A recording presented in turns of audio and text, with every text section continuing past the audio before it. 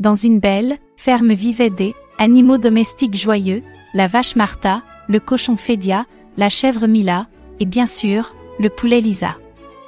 Récemment, Lisa a eu des poussins petits et duveteux, ils sont devenus la plus grande joie de la ferme.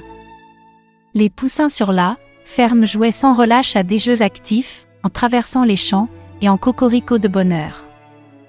Les joyeux poussins de la ferme se réunissent souvent pour organiser des compétitions de natation dans l'étang et montrer leurs compétences aux autres animaux. Mais un jour, alors que Lisa et ses poussins se promenaient joyeusement, ils ont été attaqués par des corbeaux qui ont volé tous les poussins. « Oh non ! Mes bébés !» s'écria Lisa, essayant d'effrayer les corbeaux effrayés. Mais ils avaient déjà disparu. Lisa était désespérée. Qui sauvera maintenant les poussins? À ce moment-là, le coq papa, nommé Coco, entendit les cris de Lisa et sortit dans la rue. Il était un petit coq déterminé et courageux, et il a promis à Lisa de ramener les poussins. « Ne t'en fais pas, Lisa. Je trouverai nos poussins, » dit Coco, essayant de calmer la poule. Coco s'embarqua dans un voyage dangereux à travers une dense forêt. Il savait qu'il devait surmonter de nombreux obstacles pour retrouver les poussins. Soudain, il découvrit un marécage profond qui bloquait son chemin. « Comment vais-je traverser ce marécage ?» se demanda Coco. Ici, il a remarqué un castor qui construisait activement quelque chose près du marais. Coco s'est précipité vers lui et a demandé, avec excitation, de l'aide. « Mon ami castor, j'ai perdu mes poussins, et ils se trouvent peut-être quelque part dans cette grotte derrière le marais. Aide-moi à traverser de l'autre côté pour que je puisse continuer mes recherches et sauver mes enfants, » dit Coco, implorant le castor du regard. Le castor, qui était un bon ami de Lisa, a accepté d'aider le coq. Il a donné à Coco un long bâton solide pour l'aider à traverser le marais. « Sois prudent, Coco, et sauve tes poussins, » dit le castor, tendant le bâton au coq. Coco a sauté par-dessus le marais, avec l'aide du bâton, mais derrière les arbres, il a vu une haute clôture. En s'approchant de la clôture, il a entendu des bruits étranges et des cliquetis. Coco a vu un petit hérisson nommé Spike. Il était perdu et effrayé, cherchant sa maison. Coco s'est approché de Spike et a dit « Ne t'inquiète pas, je t'aiderai à retrouver ta maison. » Le castor voulait aussi aider le petit. Coco et le castor se sont rassemblés et ont commencé à chercher des traces qui mèneraient à la maison de Spike. Ils ont inspecté chaque coin en laissant Spike à côté d'eux pour qu'il se sente en sécurité. Finalement, le castor a repéré des traces. « Suivez-moi » dit-il en se dirigeant vers la profonde forêt. Coco le suivit, se frayant un chemin à travers une végétation dense. Le chemin dans la forêt s'avéra difficile, plein de pierres et de racines, mais les animaux étaient déterminés. Ils soutenaient Spike, le mettant sur leur dos pour qu'il puisse avancer. Leur amitié était plus forte que tous les obstacles. Finalement, ils arrivèrent dans une clairière où se trouvait une petite maisonnette confortable, recouverte de fleurs vives et d'herbes douces. « Regarde, Spike, c'est ta maison » dit Coco avec un sourire. Spike était rempli de joie et de gratitude. « Merci à vous, mes amis, de m'avoir aidé à trouver un foyer » dit-il en les serrant tous dans ses bras. Les animaux, accompagnés de Coco, décidèrent de continuer leur recherche de poussins. Mais soudainement, les animaux regardèrent la triste forêt et ressentirent de l'inquiétude, et ils décidèrent de résoudre ce mystère. Coco rassembla tout le monde et dit « Amis, notre tâche est de comprendre pourquoi la forêt est si triste et pourquoi l'automne est arrivé plus tôt que prévu. Menons une enquête. » Ils se dirigèrent d'abord chez le père Hibou, qui vivait dans un vieux chêne au cœur de la forêt. Le père Hibou était le gardien de la sagesse et connaissait beaucoup de choses sur la nature et ses secrets. « Cher papa Hibou, nous venons vers toi avec une question sur le comportement étrange de la forêt. S'il te plaît, aide-nous à résoudre cette énigme, demanda Spike.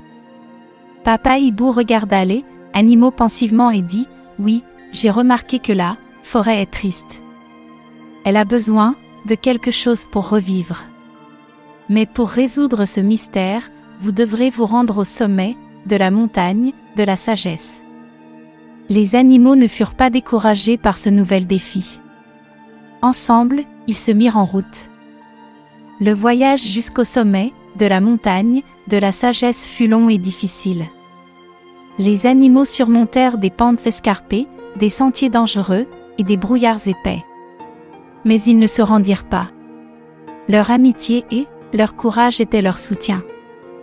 Enfin, ils atteignirent le sommet de la montagne de la sagesse. Là, ils rencontrèrent l'ancien sage, une vieille pierre sage, qui conservait en elle des connaissances anciennes sur la nature.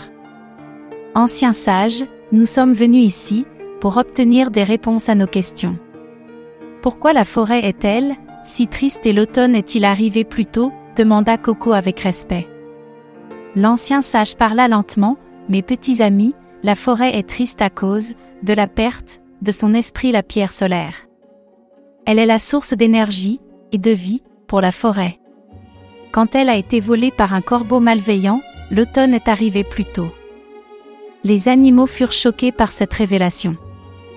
Ils ont compris qu'une tâche difficile les attendait, ramener la pierre du soleil et rétablir l'équilibre dans la forêt. Avec courage et une résolution encore plus grande, les animaux se sont mis à la recherche de la pierre du soleil. Sur leur chemin, ils ont rencontré de nombreux obstacles, des buissons épineux, des nuages d'orage et des animaux dangereux. Mais ils ne se sont pas laissés abattre, leur amitié et leur courage se renforçant seulement. Finalement, ils sont arrivés à une grotte sombre où le corbeau gardait la pierre du soleil volée.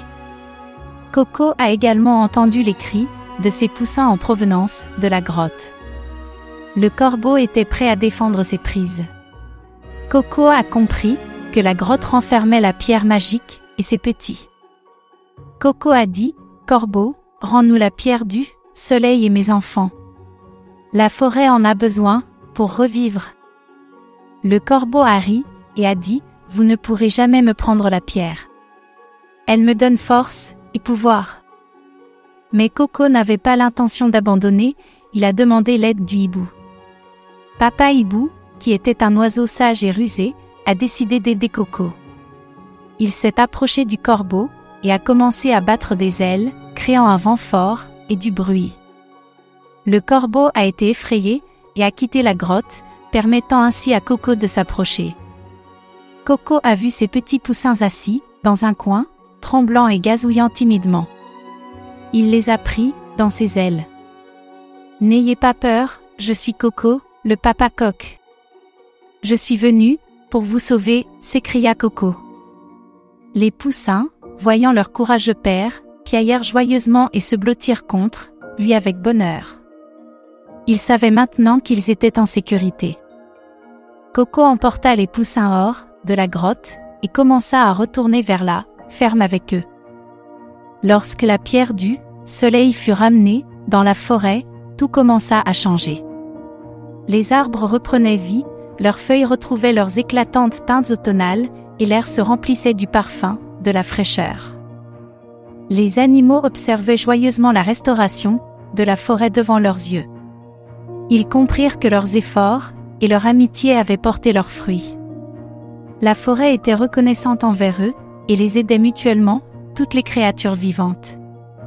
Maintenant, les animaux étaient de retour à la ferme et continuaient à vivre en harmonie et en accord.